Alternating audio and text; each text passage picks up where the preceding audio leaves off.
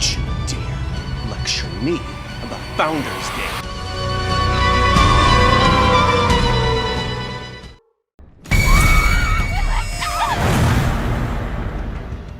Hey there everyone, this is Grape Cinema here, and I figured I'd just give you guys this special review here of a movie I just saw recently in theaters. Actually, last night I went to go see Founders Day in the movie theaters. It's a new slasher that just came out, and you know me, if there's a slasher coming out and I have the time, I'm gonna want to see it. So I went to go see this one. I figured I'd give you my thoughts on this one in a spoiler-free type review here, and it's going to be a bit difficult to do that because I think the best thing about this movie is really how it all ends. And to really explain that would spoil a lot, so I'm trying to avoid that. But I will say, as a slash movie, it's pretty standard fare, you know. We got a killer in a mask and such. This one's like a judge-themed, like one of the founding fathers type, the look they're going for here. And, you know, it's something, you know, it's something to do. It's not going to be something that's going to be, like, iconic, like a Jason or a Michael. It's not going to become something like that. But it follows the tropes that you need for a slasher in the classical sense, where you got a mass killer who goes and slashes or kills people. Let's all go to the lobby to get ourselves a...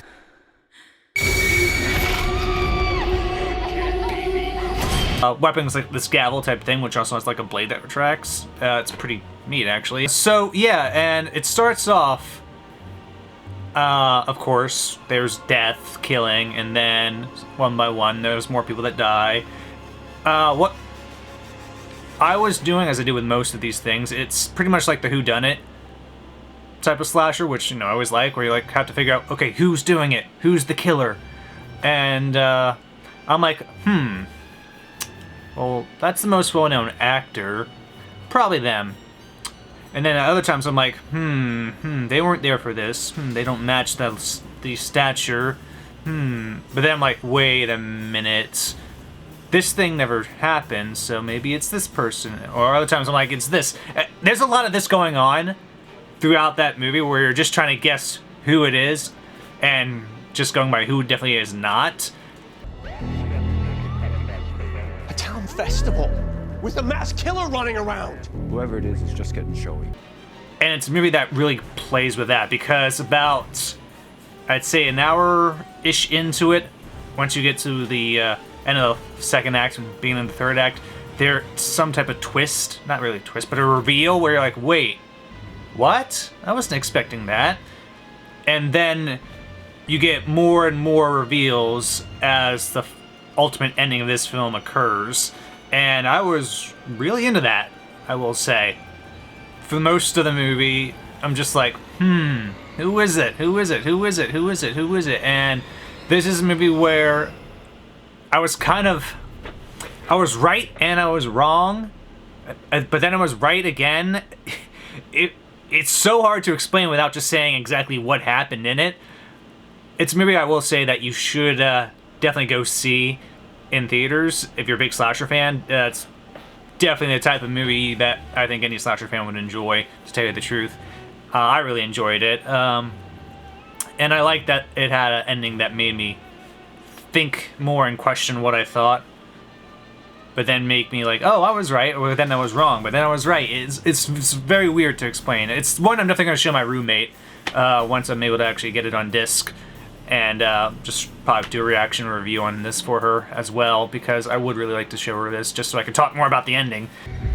I know there's a lot of speculation. I know there's a lot of rumors going around. What happened that night? But in addition to that, when it comes to the characters, it's a movie that really, like, knows it's a horror movie, so you kind of have the actors playing the characters as characters. Like, the writing and the performance is very much like, I'm watching a character in a movie. It's not as naturalistic, but I think that adds a bit to the charm as well, because, you know, like, oh, they're playing that role. They're playing that role. Okay, very good. So they're kind of doing what they should be doing in a horror movie, like playing the tropes of characters in a sense. And, but they do have some enjoyable performance. It can get a bit melodramatic or hammy at certain points. but I was amused by it, I will say. In these especially difficult times, Founders Day. Don't you dare lecture me about Founders Day. The main plot really is there's this mayor of this small town, and then there's this candidate running against her. And when these deaths start to occur, it's people related to them, and they start to really butt heads at a certain point in the film. And there's a scene with those two. I'm just like, yeah, it was building up to this for a while. And then you just get, wham, another great set piece. And I will say that the kills in this, you got a few nice ones, you know. Nothing that really will stand out as like, oh my god, amazing, I can't believe they did that way. No, pretty standard kill fare, but still, they deliver the goods in the blood, which is what you should do in a slasher. So, I appreciate them for that, so. There is one actor in this one who's, I won't say A-list, maybe like, not even B-list, maybe C-list, but he's an actor who, if you've seen him in the past and other things, you will know them, and you're like, oh, they're in this, that's great. Otherwise, though, it's mostly a cast of unknowns. I did check a bit on this movie after I watched it, and the director slash part writer of this movie also starred in it and played one of the characters. I'm like, oh, okay. Well, if I'm going to write and direct a movie, I'll put myself in it too. So I don't blame him for that. He probably had a lot of fun in this because I would imagine making a slasher and just having it be like this type of slasher would be a really fun thing to do. And Eric Bloomquist, I think was his name. I might be misremembering the last name, but I think the first name was Eric. Sorry, I don't have it up on my screen right now. Just using the white screen as a key light. So, but yeah, so he's in this as playing a part, not himself, but just a character in the movie, and he's actually featured pretty well throughout, I will say. Many of you have asked why we are moving ahead with today's festivities in light of the recent tragedy. This is a movie where you will have your suspicions on characters and other suspicions, and then whatever suspicions you may have gets totally thrown for a loop there. As I mentioned, trying not to spoil anything is a bit hard on this one because it's a movie where you really kind of have to see for yourself and just to see how that ending is, because it's not like the standard slasher ending. I will say that right now. It does do something a little bit new, a little bit different, and it has, especially at the very, very end, it does something I don't think I've ever seen a slasher do. Thinking of it, yeah, I don't think anyone has done an ending like this before. Like, maybe something similar, or ones where it's like, oh, it ended a different way in that style, but then they totally did it the other way. And it left me satisfied, I will say. I'm like, you know what? I'll go with that, yeah. Alright. Get away from him right now! Right now! He's dangerous! So, there are reveals in this. That's all I can say. Go watch it. It's in theaters right now. I saw it in the theater last night, Thursday previews and all that. I had nothing to do, so roommate's gone for a while, so might as well. And it's enjoyable to see a slasher in the theater. It's always enjoyable to see a movie in a theater. Go support your favorites if you're a slasher fan. Definitely go check this out. And whenever it comes out on disc, I'm definitely going to pick this up, as I mentioned. Show my roommate it. I want to get her opinion, and then when that comes in, I'm going to go... I'll be able to actually talk more about that ending and what I felt about it.